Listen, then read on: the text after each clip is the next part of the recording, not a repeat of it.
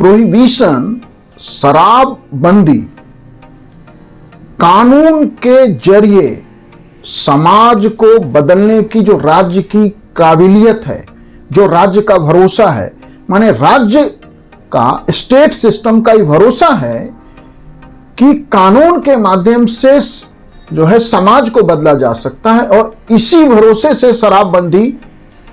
का प्रोग्राम आजादी के बाद भारत में अलग अलग राज्यों में निकला। आजादी के बाद भारत में शराबबंदी का जो इतिहास है उसको डिस्कस करने से पहले शराबबंदी, प्रोहिबिशन भारत के एजेंडे में, समाज निर्माण के एजेंडे में केंद्रीय बिंदु कैसे बना, तो उसके लिए महात्मा गांधी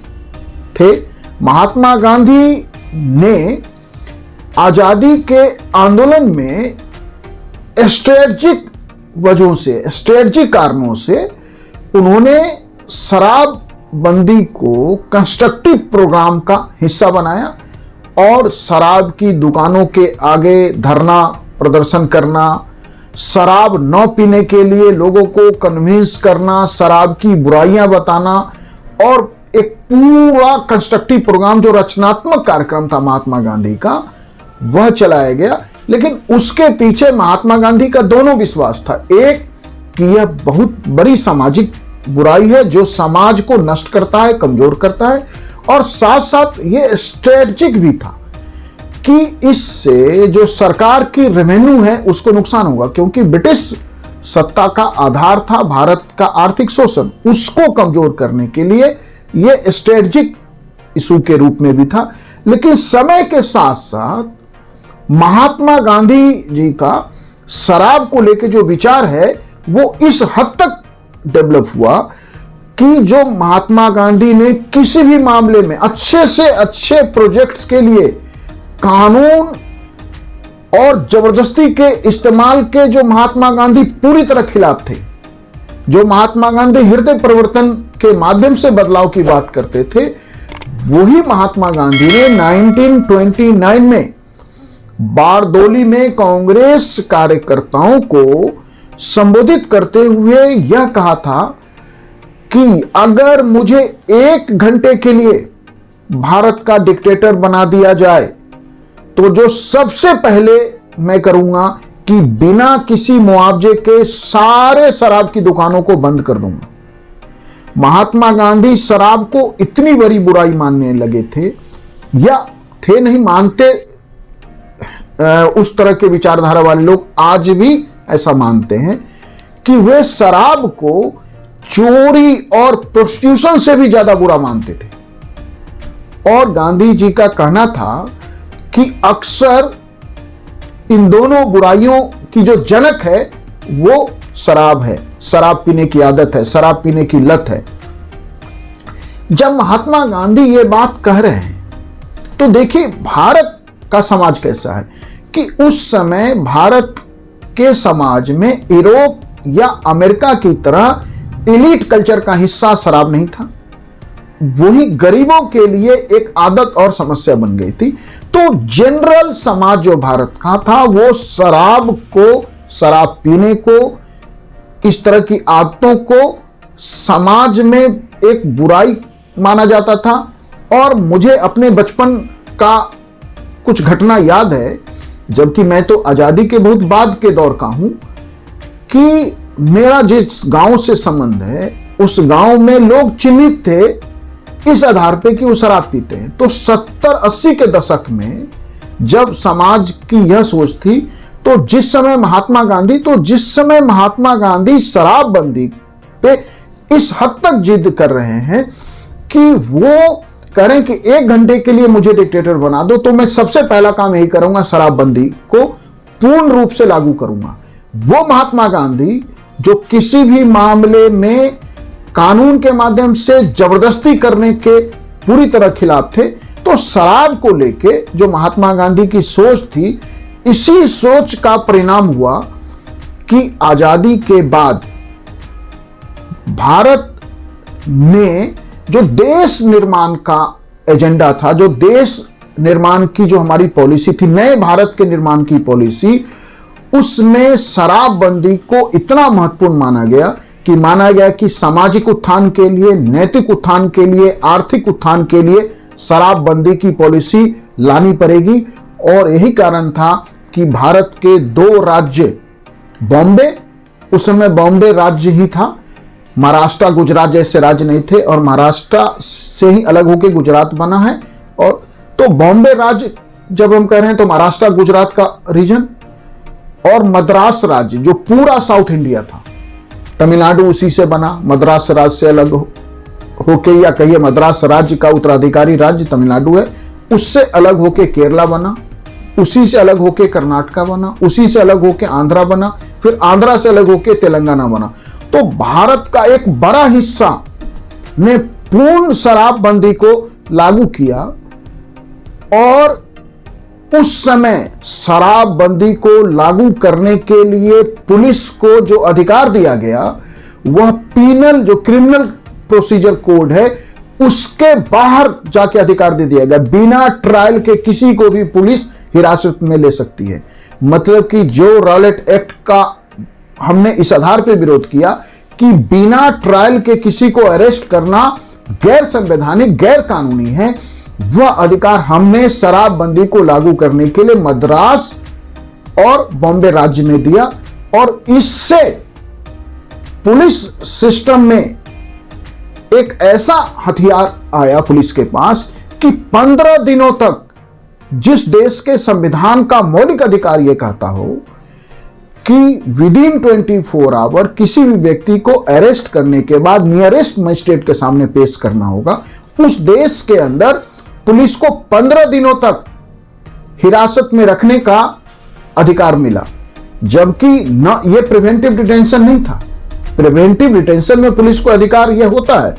मतलब कि शराब को जो है बिना ट्रायल के पुलिस जो है किसी भी व्यक्ति को 15 दिनों तक कैद रख सकती थी। यही नहीं, पुलिस को इतना अधिकार मिला कि कहीं भी यदि उसे लग रहा है कि शराब स्टोरेज किया गया है या यहां शराब की गतिविधि चल रही है, तो दुकान, मकान, जमीन जायदाद, कहीं भी फैक्ट्री, किसी भी एस्टेब्लिशमेंट पे वह जाकर पुलिस सर्च अभियान चला सकती है। और बॉम्बे राज्य में जो उस समय वहां के प्रीमियर थे, मुख्यमंत्री थे, बीजी खे, उन्होंने शराबबंदी में पुलिस को जो छूट दिया, 4 लाख के आसपास का संख्या है जो शराब पीने के आरोप में पुलिस लॉकअप में बंद किए गए। और एक अलग अध्ययन का विषय है और एक अलग वीडियो में बात करेंगे कि शराबबंदी को, प्रोहिबिशन को यह मान के कि राज्य समाज का निर्माण कर सकता है या राज्य कानून के माध्यम से समाज को बदल सकता है, इस प्रयास में हमने भारत में कितने से इंस्टीट्यूशंस को डैमेज किया है, भारत के डेवलपमेंट को डैमेज किया है। और इसका परिणाम क्या हुआ कि भारत में जो पुलिस सिस्टम का लोकतांत्रिकरण जो होना था, डेमोक्रेटाइजेशन, उसके बजाय ब्रिटिश पुलिस या कैरेक्टर पुलिस का इस शराबबंदी के कारण और नर्चर हो गया और मजबूत हुआ।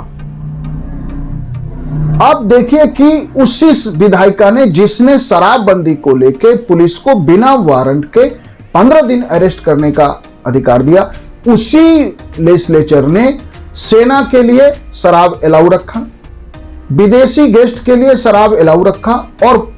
पुराने राजाओं के लिए शराब अलाउ रहा। ये सारे मामले कोर्ट में पहुंचे, फिर कोर्ट ने इस पे अलग अलग स्टैंड लिया। ये जो है एक अलग विषय है कि भारत के अंदर विधायिका ने ऐसे ऐसे कानून बनाए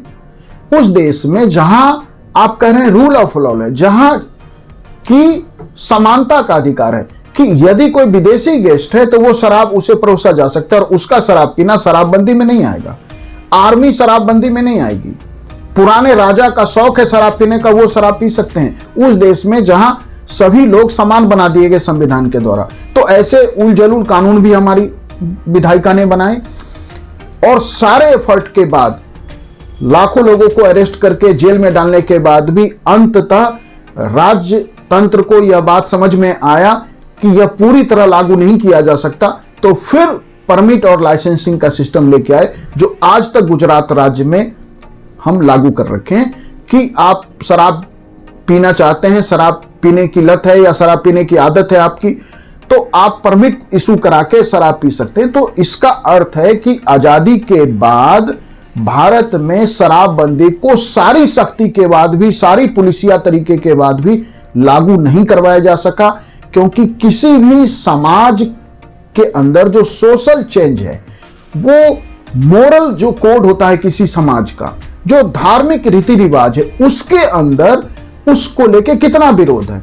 जैसे कि आप यदि देखें कि भारत में यदि एक धर्म विशेष को अगर ये बता के कहा जाए जो नॉन वेजिटेरियन है कि ये गाय का मीट है, तो मेजॉरिटी पॉपुलेशन उसे नहीं कंज्यूम करेगा, क्योंकि उसके मोरल कोड और धार्मिक रीति रिवाज में ये एक्सेप्टेबल नहीं है। तो यदि शराब पीने को लेके यदि आप कोई सोशल चेंज कानून के माध्यम से लाना चाह रहे, वो समाज के मोरल कोड का हिस्सा नहीं है, समाज के धार्मिक रीति रिवाजों से उसका स्ट्रॉन्ग अपील नहीं आता, तो आप शराबबंदी को लागू नहीं कर सकते। और भारत के एक राज्य ने शराबबंदी को आज जिस तरह से इसी पुलिसिया तरीके से लागू करने का कोशिश किया हुआ है बिहार, वहां जितने ये ऑनलाइन डिलीवरी चैनल है ना, उससे बड़ा नेटवर्क इन शराब माफियाओं ने डेवलप कर रखा है कि आप शराब का ऑर्डर करें और आपको विद इन कुछ मिनट आवर्स जो है शराब दुगने रेट पे या वो प्राइस जो भी हो, आपको शराब वहां डिलीवर हो जाएगा। क्या नीतीश कुमार ये नहीं समझते कि महात्मा गांधी के सारे मोरल इफेक्ट के बाद, सारे कंस्ट्रक्टिव प्रोग्राम के बाद शराबबंदी यदि समाज के मोरल कोड का हिस्सा नहीं है, समाज के धार्मिक रीति रिवाज से वह उसके लिए स्ट्रॉन्ग अपील नहीं आता, तो संभव नहीं। और वैसे समय में अब आप देखें, वो भारत जिस भारत की में महात्मा गांधी हैं, जो आजादी के जस्ट बाद का भारत है, उस भारत में, उस समय के भारत में एलीट कल्चर का हिस्सा नहीं था शराब पीना। मतलब कि शराब लोग एलीट कल्चर के लोग यदि पीते थे तो यदा कदा, मतलब कि वह एलीट कल्चर का, कि यदि एलीट क्लास बैठा है तो शराब ही पिएगा, यह उस कल्चर का हिस्सा नहीं था। आम आदमी गरीबों के लिए वो जो है अपनी थकान या अपनी जो परेशानी है उससे निकलने के लिए वो शराब की आदतों का शिकार थे। और गांधी ने सारे कंस्ट्रक्टिव प्रोग्राम चलाए, रचनात्मक कार्यक्रम के बाद भी समाज को कन्विंस नहीं कर पाए शराबबंदी के लिए। और आज जब आप एलपीजी लिबरलाइजेशन, प्राइवेटाइजेशन, ग्लोबलाइजेशन के एरा में आ गए हैं, जहां दुनिया को एक गांव में हम कन्वर्ट करना चाहते हैं, पूरी दुनिया को एक ग्राम बनाना चाहते हैं, वहां आप कोशिश कर रहे हैं कि शराब बंदी लागू कर दें, प्रोहिबिशन को, मतलब राज्य अपनी इच्छा से, कानून के माध्यम से, डर से, दंड से शराबबंदी लागू कर देगा। कि आज जो है पूरे भारत के ज्यादातर राज्यों में शराब बेचना, खरीदना, सारी चीजें अलाउ है, ना वो क्रिमिनल लॉ के अंदर पनिशेबल है। उसके लिए लाइसेंसिंग सिस्टम वैसे सारे भारत के राज्यों ने डेवलप किया हुआ है। उसके लिए जोनिंग रेगुलेशन का सिस्टम भी बनाया हुआ है राज्यों ने कि कहां शराब बेचा जा सकता है। उसके लिए टैक्सेशन का सिस्टम है। हेल्थ को लेके सरकार अपना जो है एक कहिए कि सामाजिक दायित्व भी निभाते रहती है कि शराब के नुकसान बताए जाते हैं, सेफ्टी रेगुलेशंस बताए जाते हैं, शराब पी के गाड़ी चलाने को लेके और बहुत सारी गतिविधियों में हम पनिश भी, फाइन भी करते हैं, लेकिन शराब को प्रतिबंधित नहीं किया गया। बिहार में नीतीश कुमार सोचते हैं कि वो शराबबंदी को बिहार के समाज का हिस्सा बना देंगे। जो आर्थिक नुकसान हो रहा है, जो टैक्सेशन का बिहार को लॉस है, मैं उस पर नहीं जाना चाहता, लेकिन इसके कारण जो पूरा एक भ्रष्टाचार की इकोनॉमी बिहार में खड़ी हो गई है और हर तरफ जो है ऑनलाइन डिलीवरी चैनल की तरह शराब खरीदे बेचे जा रहे हैं और इससे जो पूरे इंस्टीट्यूशंस में जो करप्शन आया है और इसके कारण जो ब्लैक मनी का कंसंट्रेशन हो रहा है, वह एक बिहार के लिए अलग समस्या है। नीतीश कुमार जी को अच्छे से समझना पड़ेगा कि समाज में किसी भी चीज को, किसी मनुष्य की ऐसी आदत को जो मोरल कोड से गवर्न नहीं होता, जो धार्मिक रीति रिवाजों से उसके लिए प्रतिबंधित नहीं है, आप कानून के माध्यम से, राज्य के प्रयासों से लागू नहीं कर सकते। इसलिए आप ये जरूर है कि ये वोट बैंक पॉलिटिक्स के लिए बहुत अच्छा है, क्योंकि बिहार के महिलाओं को ये मैसेज जाता है कि नीतीश कुमार क्योंकि शराब पीने की आदतों का सबसे अधिक शिकार घर की महिला मेंबर होती है। मां, बहन, पत्नी, स्पेशली पत्नी बहुत प्रभावित होती है, क्योंकि आमदनी मिडिल क्लास की जो है निश्चित होती है और निश्चित आमदनी का एक हिस्सा शराब में खर्च हो जाता है। परिवार आर्थिक चुनौतियों का सामना करता है, तो महिलाएं अंदर से खुश होती है। महिला वोट बैंक के लिए बहुत अच्छा प्रोग्राम है, लेकिन शराबबंदी लागू नहीं किया सकता और इसने समाज में एक दूसरी अन्य जो समस्याएं, भ्रष्टाचार, ब्लैक मनी का कंसंट्रेशन पैदा किया है। इसलिए बिहार को अपनी इस नीति पर, और यदि नीतीश कुमार को लगता है कि शराबबंदी लागू कर सकते हैं, तो उस समय महात्मा गांधी के सारे एफर्ट, उस समय बॉम्बे और मद्रास राज्य में इसको लागू करने के पुलिस को दिए गए सारे अधिकार को लेकर बहुत कुछ मार्केट में मटेरियल अवेलेबल है, उसके स्टडी कीजिए और फिर भी आपको लगता है कि लागू कर रखना चाहिए, तो मूर्खता